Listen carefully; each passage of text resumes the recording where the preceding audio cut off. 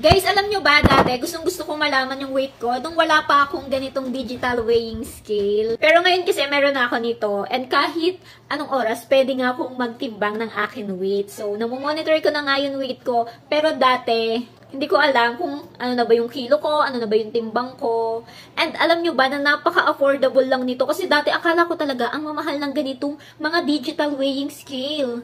Pero 100 plus pesos lang po ito, lalo na kapag naka-sale, nasa 145 pesos lang po ito, guys. O, di ba? Sobrang affordable lang. Malalaman mo na nga ang weight mo, mamonitor mo na nga ang weight mo using this digital weighing scale na 100 plus pesos lang. Ang kagandahan po nito, hanggang 180 kilos, kaya po nitong digital weighing scale na to. And the battery nga po ito. Ayan, dito po nilalagay yung battery niya. So, kapag hindi na po ito gumagana, try nyo lang po na palitan yung battery. Kasi eto nga pong digital weighing scale ko is 4 years na po sa akin. Kapag hindi na po ito nagana, is pinapalitan ko lang po yung battery. Then, okay na po siya, gumagana na po siya ulit. So, kung kailangan nyo nito, kung gusto nyo malaman yung weight nyo, i-check out nyo na yan. Ilalagay ko ang link nito sa aking yellow basket. Yun lang po. Thank you for watching. Bye!